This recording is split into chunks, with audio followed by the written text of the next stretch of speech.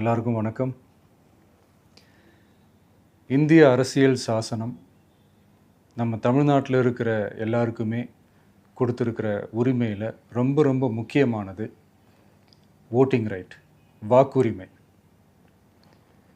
ஒரு மனுஷன் உயிரோடு இருக்கான்றதுக்கு அடையாளமாக இருக்கிறதுல அவனோட ஓட்டுரிமை ரொம்ப முக்கியம். அதனால தான் voting is not only our right but also our life. ஒரு முக்கியமான விஷயத்தை பற்றி இப்போ நான் உங்ககிட்ட ஷேர் பண்ண போகிறேன். இது நான் ஃபஸ்ட்டு கேள்விப்பட்ட உடனே எனக்கே ரொம்ப ஷாக்கிங்காக தான் இருந்தது.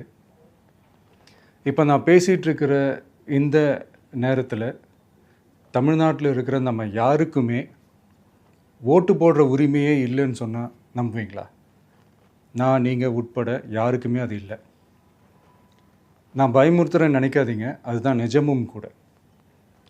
கொஞ்சம் ஏமாந்தால் நம்மளை மாதிரியே இன்னும் லட்சக்கணக்கான பேருக்கும் இதே நிலைமை தான். ஓட்டு போடுற அந்த உரிமையே இல்லாத மாதிரி ஒரு நிலைமை வந்தாலும் வரலாம். இதுக்கு மெயின் ரீசன் அந்த எஸ்ஐஆர், ஸ்பெஷல் இன்டென்சிவ் ரிவிஷன், சிறப்பு தீவிர திருத்தம்.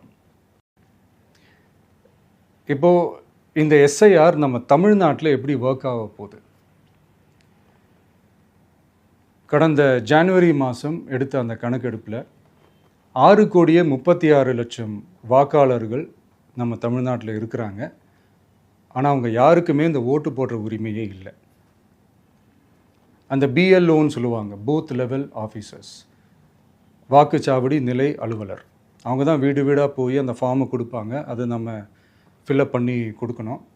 அதை தேர்தல் ஆணையம் அதை எடுத்துகிட்டு போய் அதை ஸ்க்ரூட்டினைஸ் பண்ணி அது எல்லாமே கரெக்டாக இருக்கான்னு செக் பண்ணி பார்த்ததுக்கப்புறம் அந்த வாக்காளர் பட்டியலை வெளியிடுவாங்க. அந்த வாக்காளர் பட்டியலில் நம்ம பேர் இருக்கணும், அப்போ தான் நம்மளால் ஓட்டு போட முடியும். அந்த புது பட்டியல் வர்ற வரைக்கும் நம்ம வாக்காளர்களான்றது அது உறுதியே செய்ய முடியாது.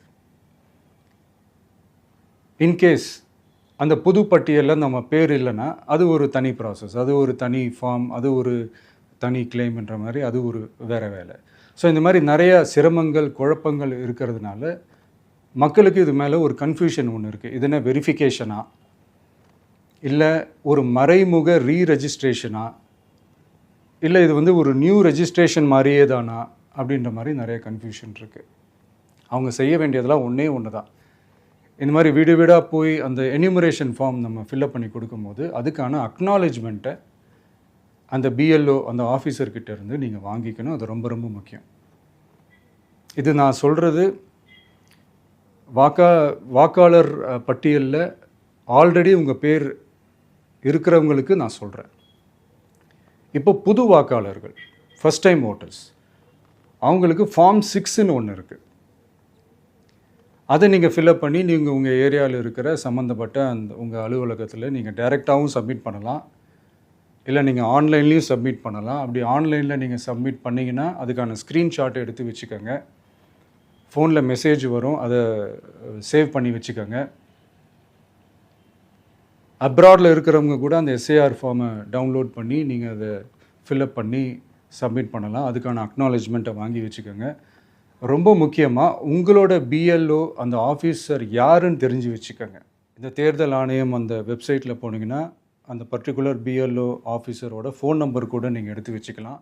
இன்கேஸ் உங்களை யாரும் ரீச் பண்ணலை இல்லை உங்களுக்கு அந்த ஃபார்ம் கிடைக்கல அப்படின்னா நீங்கள் அவரை காண்டாக்ட் பண்ணி அந்த ஃபார்மை வாங்கி நீங்கள் ஃபில்அப் பண்ணி நீங்கள் சப்மிட் பண்ணலாம். ரொம்ப முக்கியமாக அதுக்கான அக்னாலேஜ்மெண்ட்டை வாங்கி வச்சுக்கோங்க.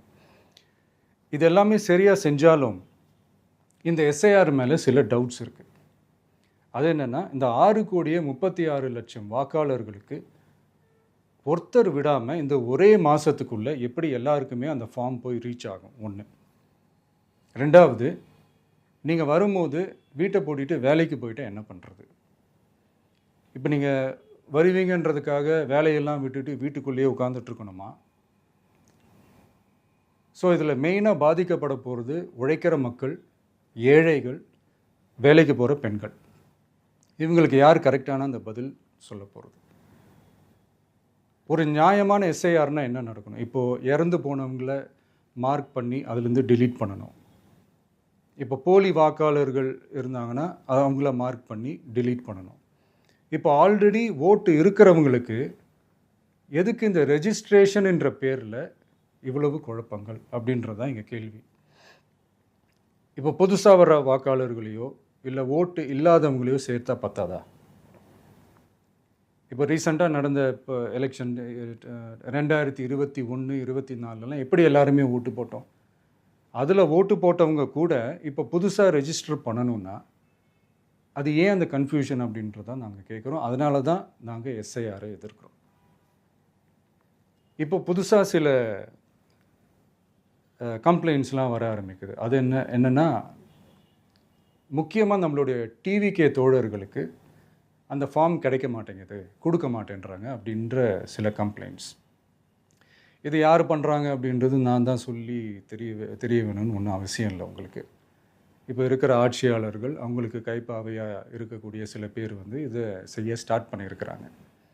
அதனால் மைடியர் வர்ச்சுவல் வாரியர்ஸ், இதை சாதாரணமாக எடுத்துக்காதீங்க. இது எல்லாருக்குமே அந்த ஃபார்ம் போய் ரீச் ஆகணும். இதில் ரொம்ப உறுதியாக இருங்க. அதையும் மீறி உங்களுக்கு அந்த ஃபார்ம் கிடைக்கலன்னா இருக்கவே இருக்கும் ஆன்லைன். தேர்தல் ஆணையம் அந்த வெப்சைட்டில் போய் அந்த ஃபார்மை டவுன்லோட் பண்ணி நீங்கள் ஃபில்அப் பண்ணி சப்மிட் பண்ணலாம். உங்கள் வீட்டில் இருக்கிறவங்களுக்கு நீங்கள் செஞ்சு கொடுங்க, பக்கத்து வீட்டில் இருக்கிறவங்களுக்கு செஞ்சு கொடுங்க, தெரிஞ்சவங்களுக்கு, தெரியாதவங்களுக்கு, பழகினவங்களுக்கு, பழகாதவங்களுக்கு எல்லாருக்குமே நீங்கள் தயவு செஞ்சு கொடுங்க.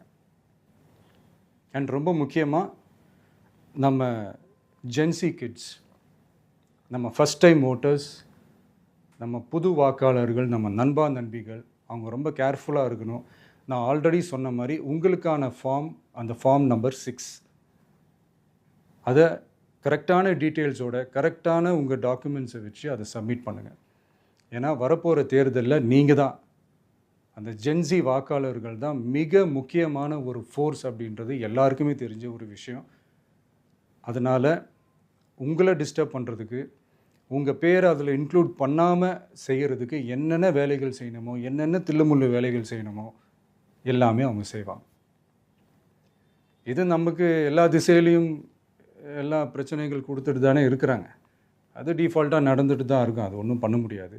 ஸோ அந்த மாதிரி ஓட்டு போடுற விஷயத்துலேயும் அவங்க என்ன உத்தரமராக மாறவா போகிறாங்க? இப்போ நான் சில மீட்டிங்ஸ்லலாம் ரிப்பீட்டடாக ஒரு விஷயம் நான் சொல்கிறேன்ல, 2 பேருக்கு நடுவில் தான் போட்டி அப்படின்ட்டு.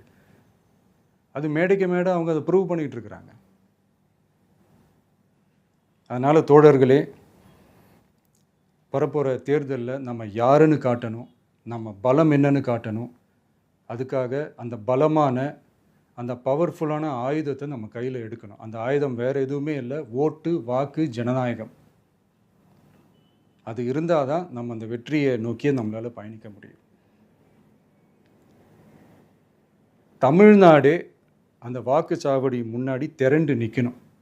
அதை பார்த்துட்டு தமிழ்நாடே தமிழக வெற்றி கழகமா இல்லை தமிழக வெற்றி கழகம் தான் தமிழ்நாடா அப்படின்ற மாதிரி இருக்கணும். வீடுன்னு ஒன்று இருந்தால் தான் ஓடு மாற்ற முடியும்னு அறிஞர் அண்ணா அவர்கள் சொல்லியிருக்கிறாங்க. அந்த மாதிரி ஓட்டுன்னு ஒன்று இருந்தால் தான் இந்த நாட்டையே காப்பாற்ற முடியும். அப்புறம் இன்னொரு முக்கியமான விஷயம், அந்த எனிமரேஷன் ஃபார்ம் நீங்கள் ஆன்லைனில் நீங்கள் ஃபில்அப் பண்ணும்போது அதில் ஒரு சில ப்ராப்ளம்ஸ் வர்றதுக்கு வாய்ப்பு இருக்குது. அது உங்களுடைய ஓட்டர் ஐடியில் இருக்கிற உங்கள் பேரும் ஆதார் கார்டில் இருக்கிற பேரும் அந்த ஸ்பெல்லிங், இனிஷியல்ஸ் எல்லாமே ஒரே மாதிரி இருந்தால் தான் அது அக்செப்ட் ஆகும், இல்லைன்னா அக்செப்ட் ஆகாது. அது கொஞ்சம் கேர்ஃபுல்லாக பண்ணுங்கள். அது கொஞ்சம் யூசர் ஃப்ரெண்ட்லியாக இருக்கலாமேன்னு கேட்டதுக்கு அதெல்லாம் முடியாது, அதுக்கெலாம் வாய்ப்பு இல்லை, அதுக்கெலாம் ஆளுங்க இல்லை, பண்ண முடியாதுன்னு ரிப்ளை பண்ணிட்டாங்க. ஸோ அதனால் மைடியர் டிவிகே தோழர்களே, மைடியர் ஜென்சி படை பலமே, உஷாராக இருங்க, கான்ஃபிடெண்ட்டாக இருங்க, நல்லதே நடக்கும், வெற்றி நிச்சயம். மீண்டும் சந்திக்கும் வரை நன்றி, வணக்கம்.